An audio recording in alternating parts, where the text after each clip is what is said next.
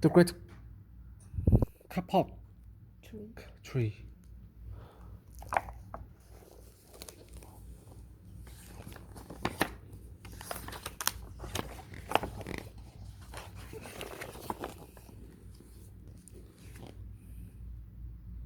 Two men walked into the rainforest.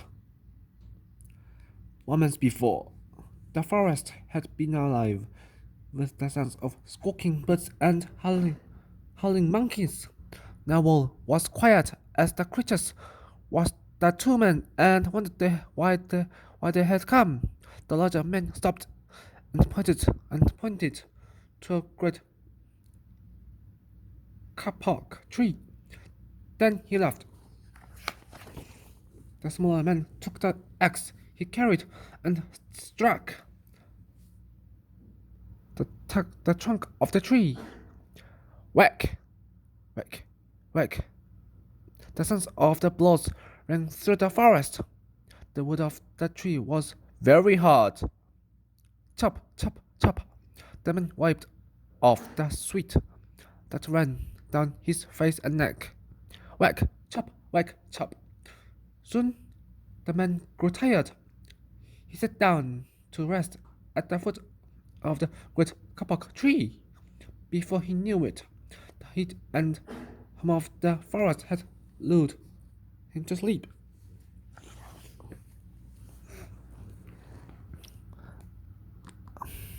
A boa Or constrictor. constrictor lived in the kapok tree. He slithered, he slithered, he slid, he slithered, he slithered down its trunk to where the man was sleeping. He looked at the gash the axe had made in the tree. Then the huge snake slid very close to the man and hissed in his ear. San Ho, this tree is a tree of miracles. It is my home, where generations of my ancestors have lived. Do not chop it down. A bee buzzed in the sleeping man's ear. Senho, my hive is in this kapok tree, and I fly from tree to tree and flower to flower, collecting pollen. In this way, I pollinate the trees and the flowers throughout the rainforest. You see, all living things depend on one another. A troop of monkeys scampered down from the canopy of the kapok tree. They chattered. They chattered to the sleeping man. Senho, we have seen the ways of men. You chop down one tree, then come back for another and another.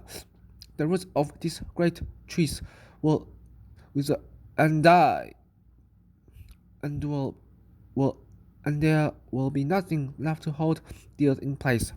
When the heavy rains come, the soil will be washed away, and the forest will become a desert.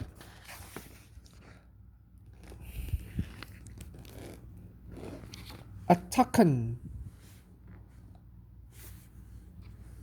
um, a mac, a mako, and the cock of the rock flew down from the canopy.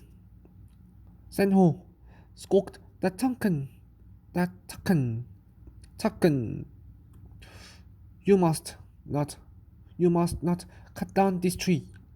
We have flown over the rainforest and seen what happens once you begin to chop down the trees. Many people settled on the land. They set fires to clear the underbrush, and soon the forest disappears. Where once there was life and beauty, all black and smoldering ruins remain. A bright and small tree frog crawled along the edge of a leaf. In a squeaky voice, he piped in the man's ear. Senho, a ruined rain forest means ruined leaves. Many ruined leaves. You will leave many of us homeless if you chop down this great kapok tree. A jaguar had been sleeping along a branch in the middle of the tree. Because his spotted coat blended into the dappled, lightened shadows of the understory. No one had noticed him.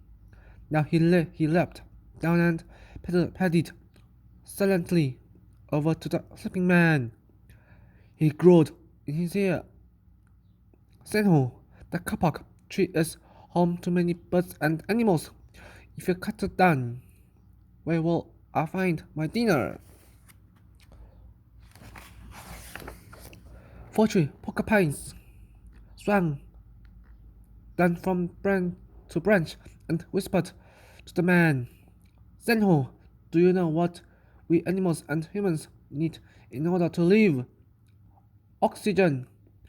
And Senho, do you know what tree produce? Tree produce oxygen. If you cut down the forests, you would destroy that which gives us the life. Several anteaters climbed down the kapok tree with their young clinging to their backs. The unstriped anteater said to the sleeping man, Senho, you are chopping down this tree with no thought for the future.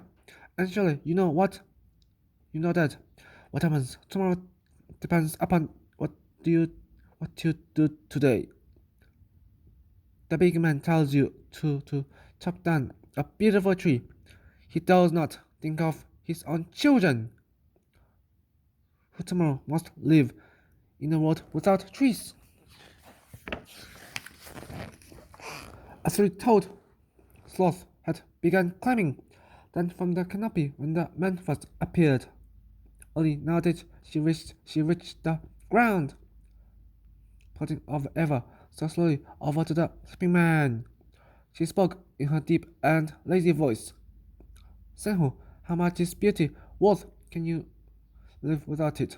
If you destroy the beauty of the rainforest, on what would you feast your eyes? Tired from the Yanom Yanom Yanom Yanom tribe who lived in the rainforest knelt over the sleeping man. He murmured in his ear, Senhu, when you awake, please look upon us all with new eyes. The man woke up with a start. Before him stood the rainforest child, and all around him, staring, were the creatures who depended upon the great kapok tree. What wondrous and rare animals they were! The man looked about and saw the sun streaming through the canopy. Spots of bright light glowed like jewels. Amidst the dark green forest, strange and beautiful plants seemed to dangle in the air, suspended from the great kapok tree. The man smelled the fragrant perfume of the flowers. He felt the steamy mist rising from the forest floor, but he heard no sound, for the creatures were strangely silent. The man stood and picked up his axe. He swung back his arm as though to strike the tree. Suddenly, he stopped.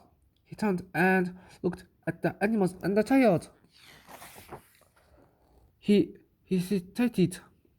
Then he dropped the axe and walked out of the rainforest.